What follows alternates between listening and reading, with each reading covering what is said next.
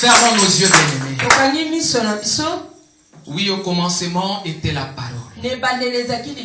Avant que les montagnes séculaires existent, la parole a existé.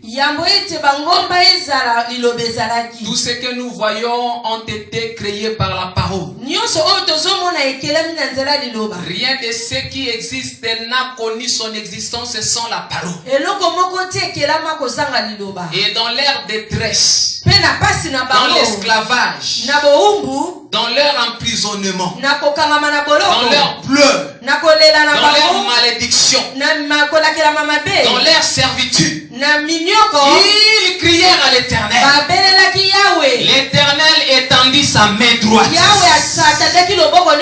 La main droite de l'Éternel, c'est la parole de Dieu. Et cette parole avait revêtu un corps. Il avait marché sur les rues de Jérusalem, sur les rues de Judée, sur les rues d'Israël. Et la parole avait guéri les malades. La parole avait ressuscité les morts.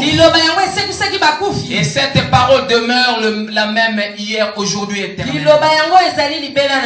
Et c'est cette même parole-là que nous voulons prononcer ce soir en Seigneur. Saint-Esprit de Dieu, toi qui agis dans l'église pour le perfectionnement des saints et l'édification du corps de Christ, la Bible dit, tu confirmas ta parole par des signes, des miracles et des prodiges. Signale ta présence au nom puissant de Jésus-Christ. Amen. Nous pouvons nous mettre, bien-aimés. Alléluia. Amen.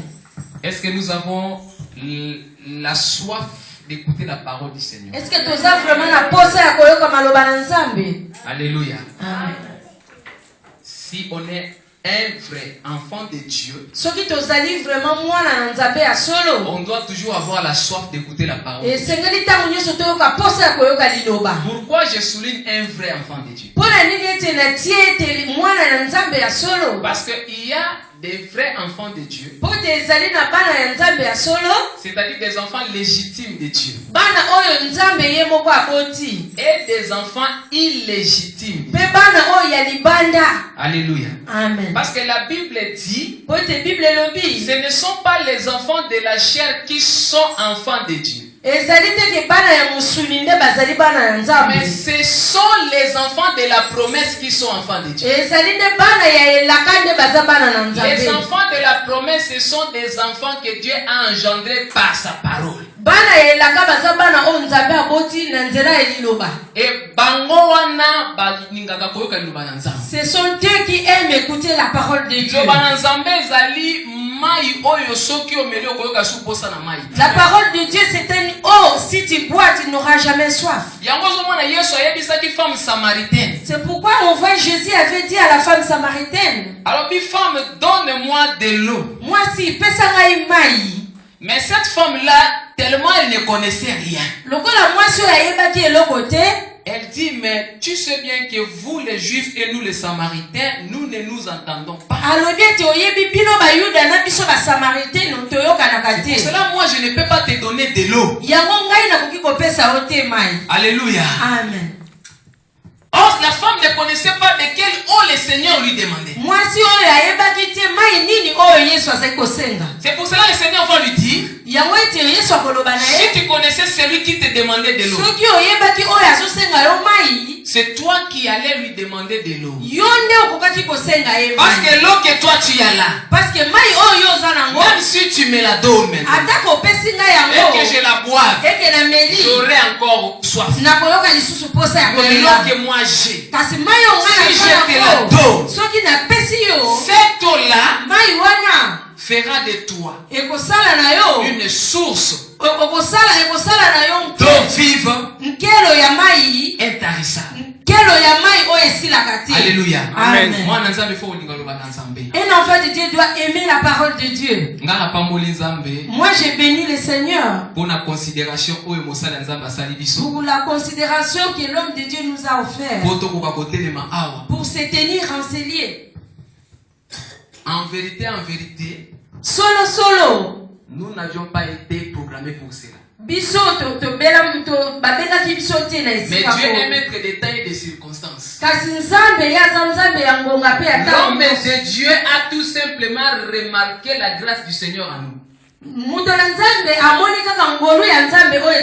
Parce que si quelque part l'évangéliste avait sémé, nous pouvons venir comme Apollos rien que pour arroser. Et c'est Dieu qui va faire croître son genre. Parce que vous êtes les champs de Dieu. Et nous sommes ouvriers avec Dieu. Nous sommes des agriculteurs. Nous sommes ouvriers avec Dieu. Et vous êtes les champs de Dieu. Vous avez besoin d'eau. Parce que les jardins qui ne reçoivent pas de l'eau, ça ne croîtra pas. Alléluia. Amen. C'est pourquoi on voit que Dieu est Dieu. Dieu a créé le jardin d'Éden. Parce qu'il est Dieu, il pouvait le faire croître comme ça. Maintenant, puisqu'il est un Dieu de procédure, la Bible dit Dieu va faire sortir un fleuve d'Éden. Alléluia. Amen. Pour que ce fleuve-là puisse arroser les jardins. Et la Bible dit quand ce fleuve-là arrive devant les jardins, il se divise en 4 bras. Ça c'est Dieu. Un fleuve qui arrive devant les jardins, il se divise en 4 bras. Pour pouvoir arroser les jardins afin que la bonne semence de Dieu qui était dans les jardins puisse se manifester. Il y a une bonne semence de Dieu en toi. Mais cette bonne semence-là ne se manifestera pas aussi longtemps que toi tu ne reçois pas la parole du Seigneur.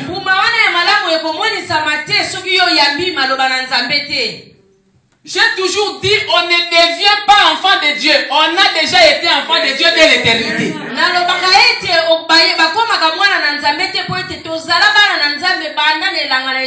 Nous entrons dans le monde en ayant la foi en nous.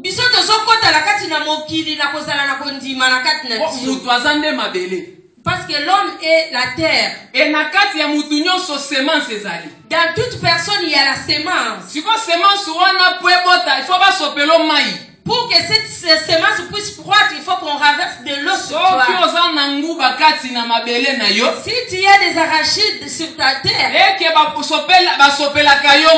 et qu'on arrose sur toi, tu ne donneras pas de maïs. Je vais dire ceci. Quand nous prêchons comme ça, c'est que nous arrosons. Et rien que la semence que vous avez reçue dès l'éternité qui se manifestera en vous.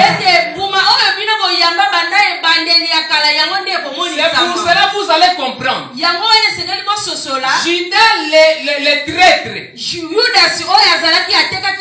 il a aussi été parmi les 12 que le Seigneur avait choisis.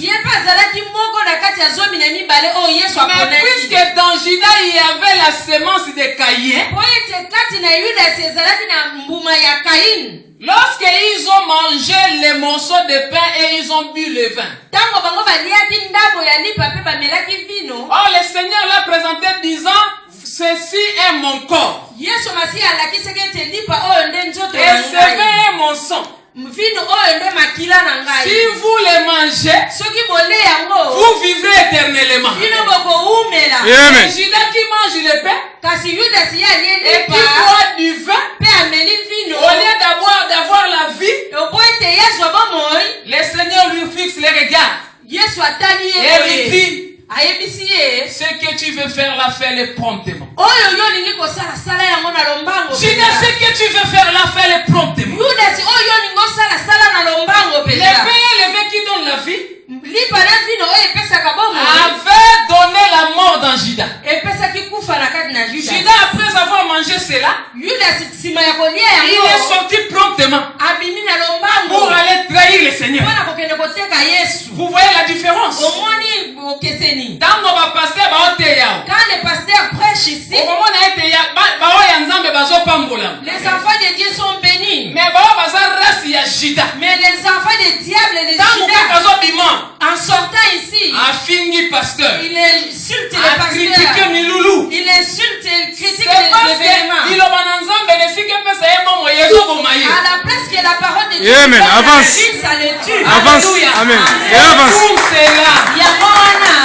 Et sont vos yeux et vos oreilles. Parce que ce que vous comprenez là, le monde ne le comprend pas. Comme nous sommes là, si nous entendons, et ils sont en train de passer, ils vont dire, voilà les aventuriers. C'est parce que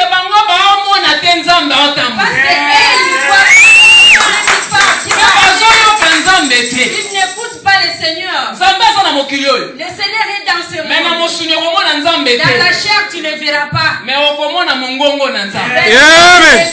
Voir la voix de Dieu. Na la bitia okoyoka mongongo na nzambe mais au comment na mongongo na nzambe. Tu vas entendre la voix de Dieu. Et na mongongo ba monaka. Il y a la voix qu'on voit. Jean-Baptiste était en train de prêcher. Jean-Baptiste azalaki koteya. Et les pharisiens viennent lui poser la question. Ba pharisiens baye kotuna ye motuna. Dis-nous Jean-Baptiste. Yebisa biso Jawa. Qui es-tu? Ozanani.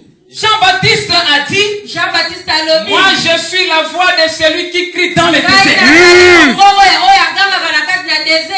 Un homme, mais qui dit qu'il est la voix. C'est pour cela que j'ai dit, il y a la voix qu'on peut voir. Et tel que tu es là, tu ne vois pas Dieu dans la chair, mais tu vois la voix de Dieu.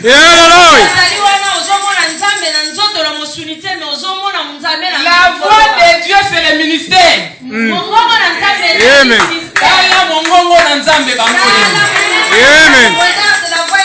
Alléluia. Amen. C'est une semaine où les hommes de Dieu sont en train de parler sur les chars. L'importance de demeurer. Alléluia. Amen. Alors nous allons saluer ce thème. Pas. Parce qu'on n'a que 15 minutes. Alléluia. Ce qui veut dire qu'ils veulent nous dire que demeurer a une très grande importance. Amen. Alléluia. Amen. Demeurer veut aussi dire persévérer ou patienter. Alléluia. Amen. Demeurez bien-aimés. Le verset de base que l'homme de Dieu, l'évangéliste, nous avait donné au premier jour du séminaire.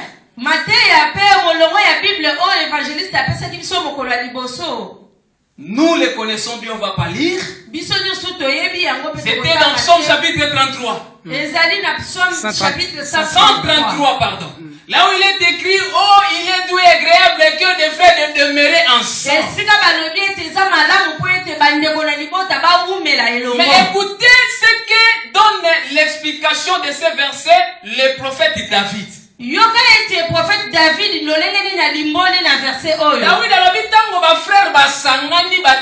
ensemble. David dira que quand les frères sont ensemble et demeurent, il dit que c'est comme de l'huile, de bonne huile,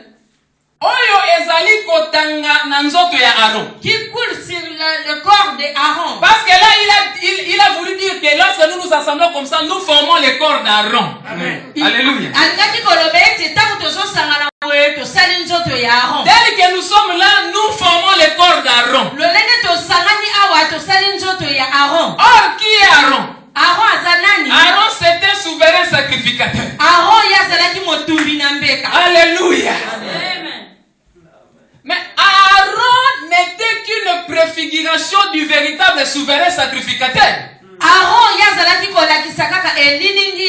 souverain sacrificateur. Parce que lorsque le Saint-Esprit est venu, le Seigneur Jésus avait dit ceci. Quand viendra le consolateur, il vous expliquera toutes choses. C'est-à-dire quoi? Les choses du temps de la loi sont expliquées maintenant au temps de la grâce par le Saint-Esprit. Parce que la loi était une ombre de la grâce. Tu ne peux pas comprendre la grâce si tu n'as pas la connaissance de la loi. Amen. Je veux dire, tu ne peux pas connaître ce que Jésus est si tu n'as pas connu Moïse. Amen. Je voudrais dire que tu ne peux pas manger du miel si le lion n'est pas déchiré. Amen. Alléluia. Amen. Il faudrait que Samson puisse déchirer les lions pour qu'on mange des lions. Alléluia. C'est pour cela Aaron. C'est pourquoi Aaron, celui que David est en train de parler, c'est le souverain sacrificateur. Le véritable souverain sacrificateur, c'est l'homme qui s'est présenté devant Abraham. L'homme à qui Abraham avait donné les dîmes de tous ses biens. Et cet homme avait donné à Abraham un morceau du pain et du vin. Il s'appelait Melchisedec. Melchisedec veut dire les rois de paix. Il n'y a pas de roi de paix. Il n'y a qu'un seul roi de paix. Le roi de paix c'est qui? C'est celui dont Esaïe chapitre 9 a rendu le témoignage. Disons car un enfant nous est né, un fils nous est donné, la domination reposera sur son épaule.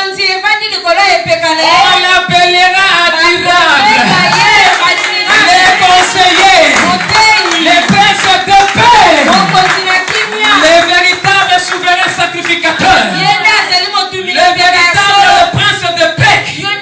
C'est le Seigneur Jésus-Christ. C'est lui le Seigneur Jésus-Christ. Il est le corps que nous formons. Nous sommes le corps du Christ. N'est-ce pas l'Église c'est le corps du Christ? Alléluia. Ainsi, l'huile fraîche descendait sur Aaron. Ceci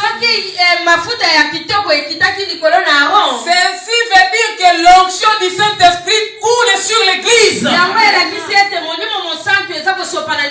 L'onction commence par la tête d'Aaron. Mais Jésus a dit, vous êtes les membres de mon corps, moi je suis la tête de l'église. C'est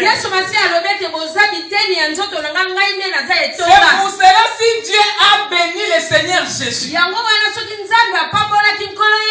Parce que la Bible dit, Dieu l'a élevé au-dessus de toute domination, au-dessus de toute maladie. Si tu es malade ce soir, je te communique un nom puissant. Et je déclare que cette maladie quitte ton corps maintenant. Parce que nous sommes en train d'élever le nom de Jésus-Christ. Amen. Son nom est élevé au-dessus de tout. C'est qu'il a reçu l'onction. Il a reçu l'onction. Mais ma foute est et lui n'a pas resté sur la terre. Et lui il est en train de couler jusqu'au bord de sa robe. Or le bord de sa robe, c'est là où la femme qui perdait le sang pendant tout. Cette femme connaissait. Le bord de sa robe. Je vais toucher seulement les pains de sa robe. Ça veut dire que cette femme avait touché l'huile. Cette femme avait touché l'onction. J'aimerais que tu touches l'onction cet après-midi. J'aimerais que tu touches l'onction cet après-midi. Seigneur, étends ta main droite là où tu es. Par la foi au nom de Jésus-Christ. Et touche le pan de sa robe. Amen. Parce que nous formons le corps d'Aaron. Et à partir du moment où tu as étendu ta main droite, que Amen. Jésus. Au nom de Jésus. tu acclames pour toi-même. Voilà l'importance de demeurer ensemble. N'abandonne pas l'assemblée. Demeure dans l'église. Alléluia. Amen. Pour terminer, il y a une personne qui parle. Cette personne est pauvre. La Bible dit la sagesse du pauvre n'est pas écoutée. Alléluia. Amen. Ah, mais par contre, ne pas comprendre que en réalité, à sa pauvreté. Mais elle ne comprenait pas parce qu'en réalité, la personne n'était pas pauvre. Je veux dire que le Seigneur Jésus-Christ, c'est lui le pauvre. Yesu Masi ayende mobola. C'est pourquoi quand on les prêche, les gens n'écoutent pas parce que Jésus est pauvre. Et en vérité, il s'est déguisé en pauvre, mais il est le riche. Alléluia. Amen. Il a levé la veste de royauté.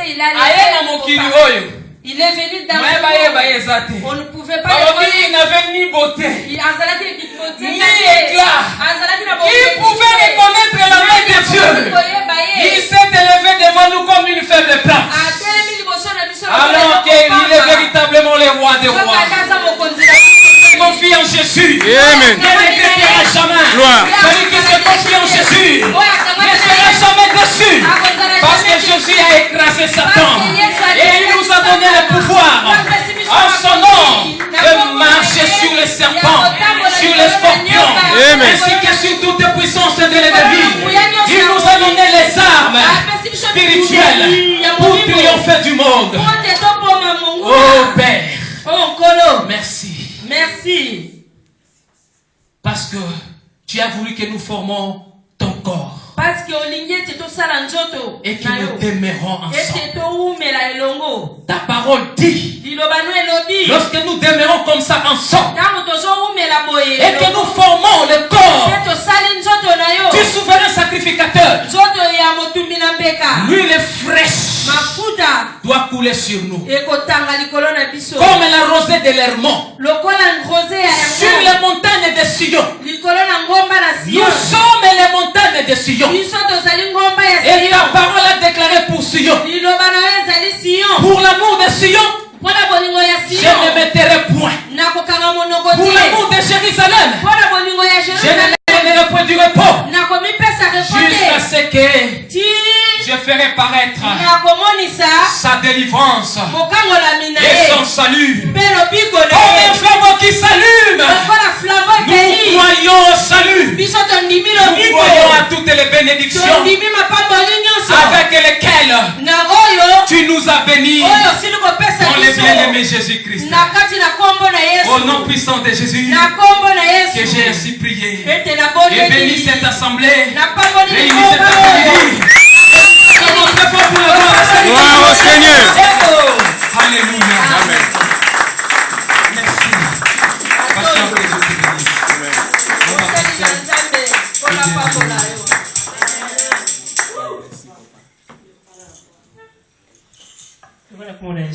Mettons-nous au nom de Jésus. Acclamons le Seigneur.